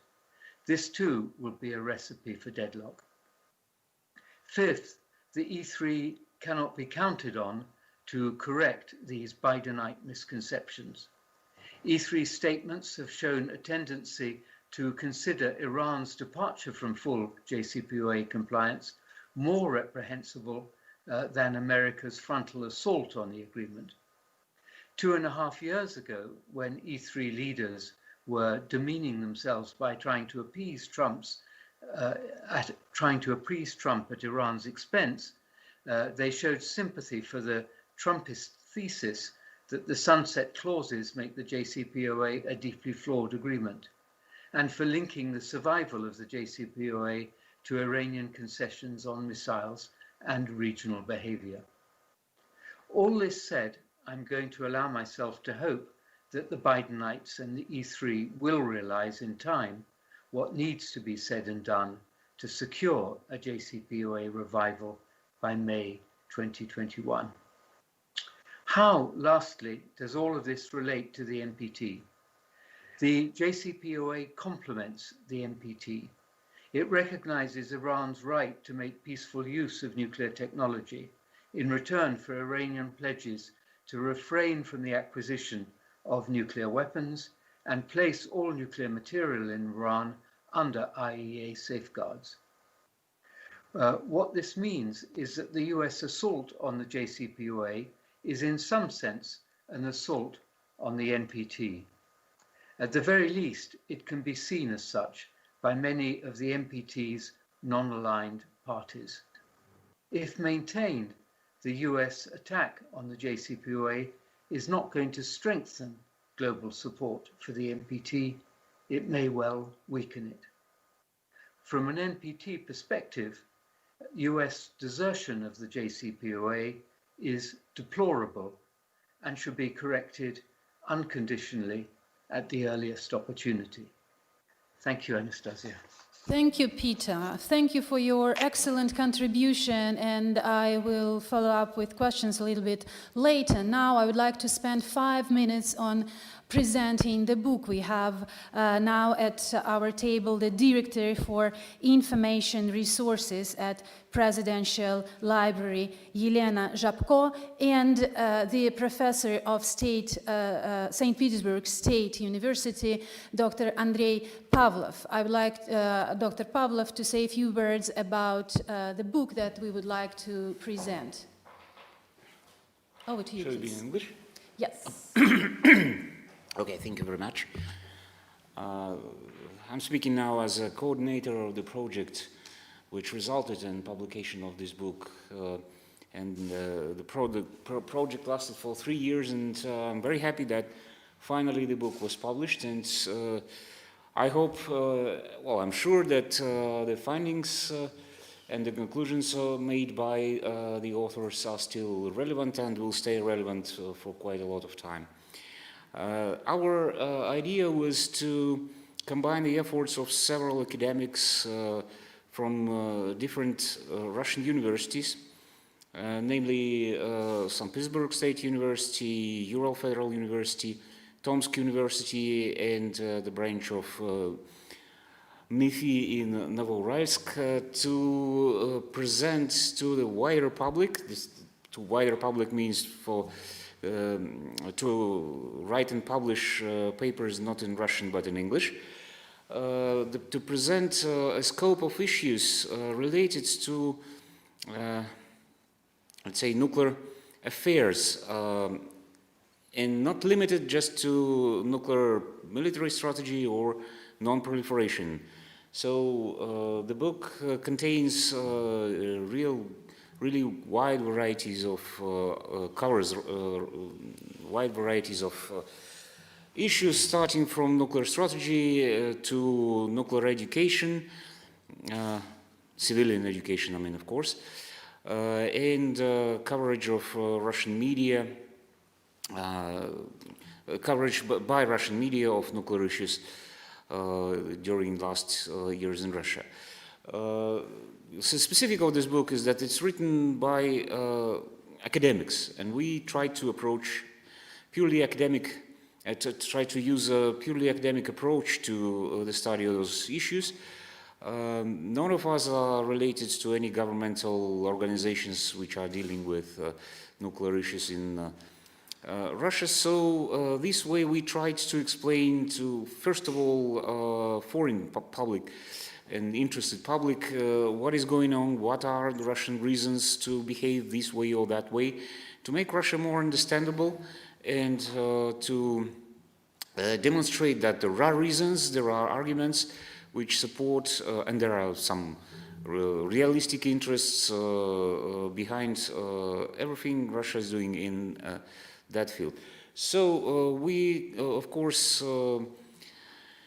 the book is printed in Tomsk University Press publishing house, and we are, of course, we're thinking about paper copies, some paper copies of the book, but we first of all tried to distribute this book as widely as possible through existing electronic or digital platforms, and I hope this book soon will be available on various platforms, full text for free.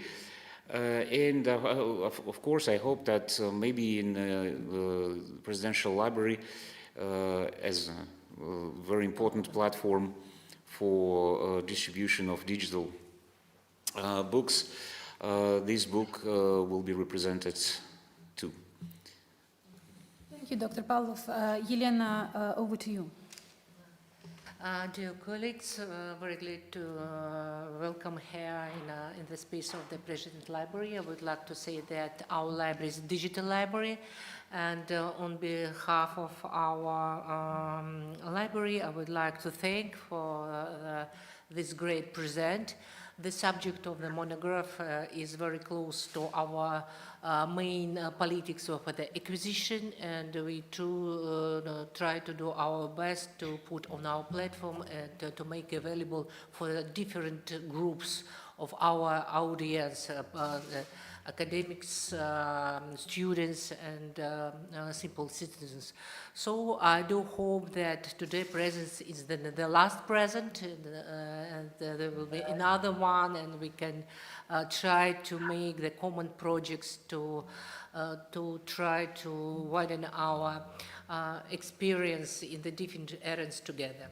Thank you very much for coming, and thank you very much to our American colleagues to come here virtually in our building. So, as I said before, I will be brief, so it's... Thank you very much, Yelena Dmitrievna, Andrei Yurievich, thank you. And now I have the question for Peter Jenkins before I open the floor for closing remarks and takeaways. I promised a student from Columbia who is now watching us, and she prepared this question for the previous panel, but I promised to ask this question now. The question to Ambassador Jenkins. After the changes in the relations in the Middle East and peace treatments with Israel and some countries in the Persian Gulf, should be worried in terms of escalation against Iran? I'm asking this because Israel as well as Iran have nuclear programs, and also due to the US policy in terms of the Iranian nuclear program. So that was the question from a Colombian student who studies at St. Petersburg State University, but she's now watching us from Columbia. Peter, over to you, please. Peter, please unmute yourself.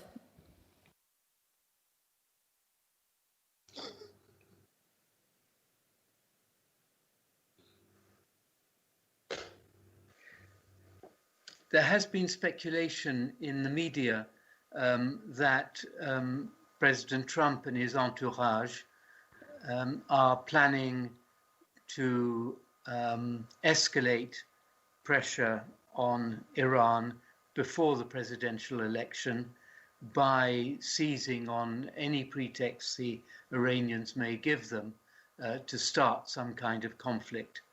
Who knows? But I'm not myself convinced that that will happen. I think it would be quite a high-risk tactic on the part of President Trump. In the longer term, if Trump, for instance, gets re-elected, then of course the risk of conflict in the Gulf will remain. It could happen just through miscalculation on the Iranians' part. They could unwittingly provide a pretext for the Americans to attack, or the Americans might themselves contrive some reasonable or something that sounds plausible, a plausible reason to attack. If Vice President Biden is elected, then I think it's probably a lot less likely. I don't think he's belligerent. I don't think he's aggressive in the way that President Trump's instincts sometimes at least are. What about Israel and Iran? Well, the question mentioned that both of them had nuclear programs. that's true, but they're very far from being on the same basis. As panelists have said, Israel is already in possession of something like 80 to 100 nuclear weapons. Iran is a long way from having any nuclear weapon, and their leaders have assured us repeatedly that they have no intention of acquiring nuclear weapons. So I don't think there's going to be a nuclear exchange between Israel and Iran for the foreseeable future. And up till now, the pair of them have managed to have succeeded in managing their differences in ways that have stopped short of an open conflict. I hope that answers the question. Yes, thank you for your answer. Thank you very much. And I would like now open the floor for some follow-up remarks, and we have 8 minutes till the end of the session. So any comments, any takeaways that you would like to highlight? Because initially that was the intention to make an educational and outreach event, but I think that the discussion went in a way that it was interesting and useful for the participants and the experts, that they have exchanged very interesting ideas. So I see that Oliver has raised his hand, and then Pete de Klerk, please identify who will be the next. So first Dr. Meyer, then Ambassador de Klerk. Please, Peter, over to you. Yeah, or Oliver, over to you. Thank you, Anastasia. 2 quick points. There was a question on the relationship between the 3 pillars and the risk of having competing regimes with regard to the ban treaty and the NPT. And just to say again, from my perspective, the core value of the NPT is that it's a framework for reconciling, or at least balancing, the different priorities that member states have. And that there's a real risk, I think, that this common framework disintegrates, not so much because people leave the treaty or states leave the treaty, but because they no longer believe that this is the place where they can actually go when they are discussing disarmament, non-proliferation, and civilian use of nuclear energy, and bring in their perspectives. The track record on non-proliferation actually has been quite good over the last decades, better than many people expected. The track record on disarmament has been much worse. And that's where I think the action needs to be in order to keep this framework together. And that goes to the other question I just wanted to say 1 sentence about, that is how to assess the progress on nuclear disarmament. And you have Russia and the United States saying, well, we reduced in terms of numbers quite a bit from the 80s, where there were 70,000 nuclear weapons in the world, and now we have less to 14,000 according to CIPRI. That's certainly progress, but the other part of the NPT commitments is related to the role of nuclear weapons, the importance nuclear weapon states attach to nuclear weapons in their own security policies, and particularly over the last 6, 7, 8 years, we've seen some very worrying trends here. If you look at President Putin's speech in March 2018, that was not about reducing the role of nuclear weapons. If you read President Trump's tweets or listen to him speak about nuclear weapons, he's certainly not reducing the role of nuclear weapons and the importance for the United States of nuclear weapons. So these are things we also have to keep in mind, and we definitely and urgently need nuclear weapon states to step back and think and act differently in terms of how they also view and implement nuclear weapons policies in terms of disarmament. Thanks very much. Thank you, Oliver. Pete, over to you. Thank you, Anastasia. I also wanted to come back to this question of pillars, because that seems to me fundamental. On the one hand, you have a deal that the haves can keep their nuclear weapons, but they need to negotiate in good faith. The have-nots forgo nuclear weapons, but they would get support for their peaceful uses, provided they would do that under international control.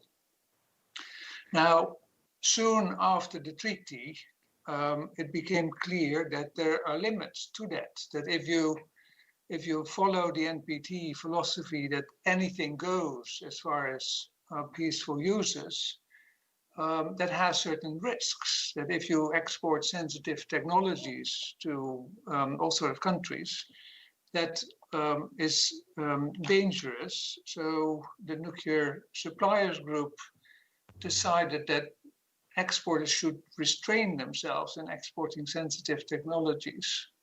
And in a sense, the Iran example shows the dangers that if you have a country, and I'm very grateful to Peter for his introduction, that if you have a country with a huge reprocessing of a huge enrichment plant without a clear commercial purpose, then all alarm bells go off, and they should go off.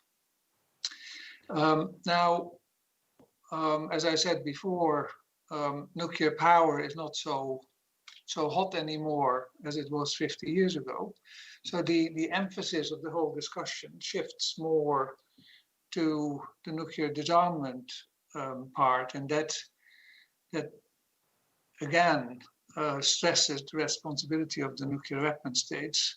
I agree to some extent with what Oliver said, but on the whole, you can see that the role of nuclear weapons over the last 50 years has decreased. But I agree with him that there are also some worrying trends, and I would hope that the nuclear weapon states, in particular two with the largest arsenals, would find a way through, but that to a large extent depends on the American election, and Peter has said enough about that. Thank you. Thank you for the opportunity to be part of this discussion. Thank you very much, Peter. Tuti, do you have anything to add as a wrap-up comment? Yeah, maybe I could comment a bit on Ambassador Jenkins' presentation. I think I agree about the link between the JCPOA and the NPT, but it's not often made explicit.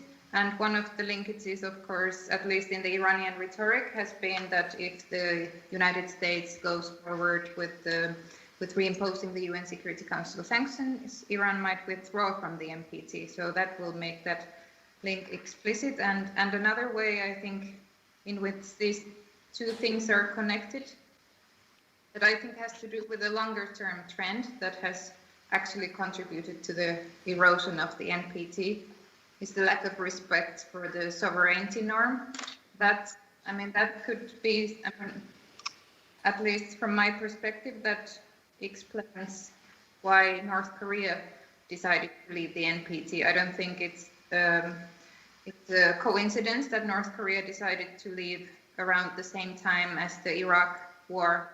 The US invasion of Iraq happened around 2003. So I think when there's no lack of respect for the sovereignty norm, and this has to do with Iran in the sense that Iran has been under more or less explicit threats of regime change as well for years, then that creates quite a powerful need for countries to acquire an effective deterrent. And applying the logic that many other countries have applied, Iran would or maybe have acquired a nuclear weapon. It's remarkable that it hasn't done it, considering the conflict. Thank you, Titi. Peter, I saw you would like to add something. Over to you.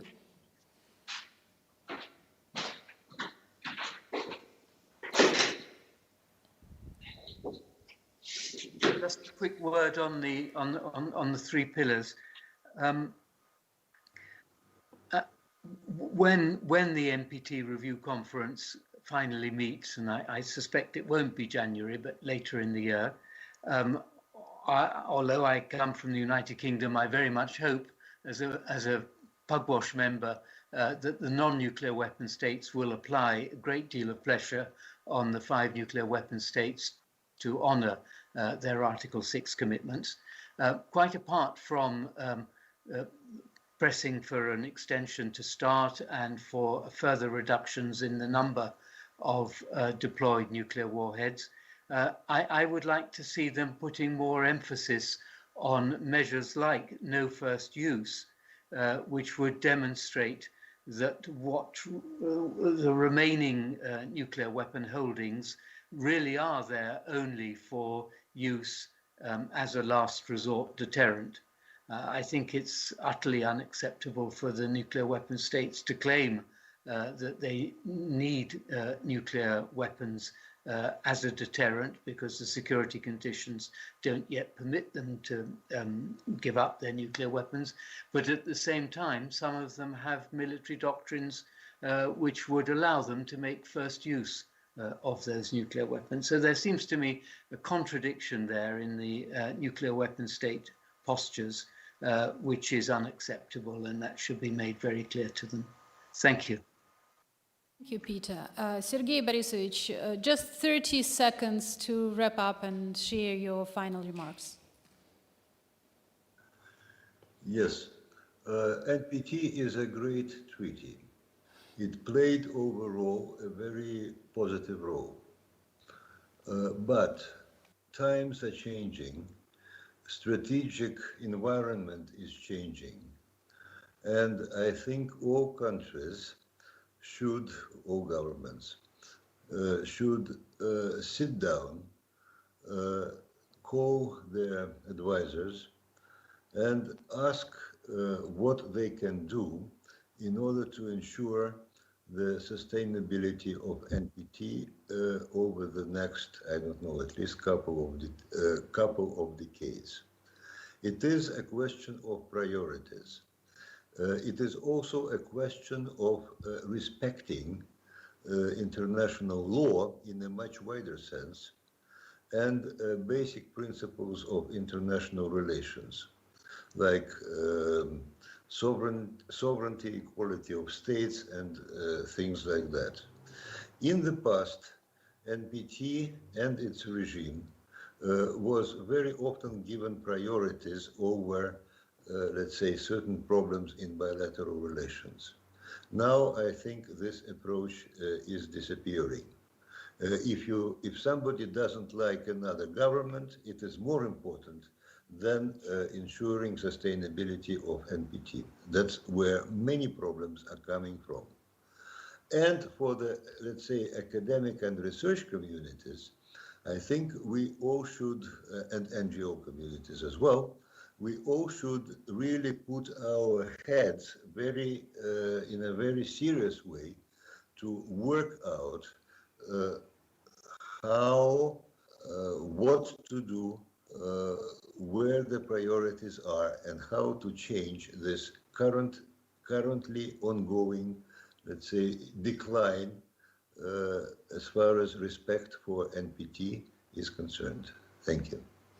Thank you very much. I guess that was a success. We had so comprehensive, so thought-provoking discussion that I'm really happy that we will have a record available on the official website of Presidential Library and on YouTube.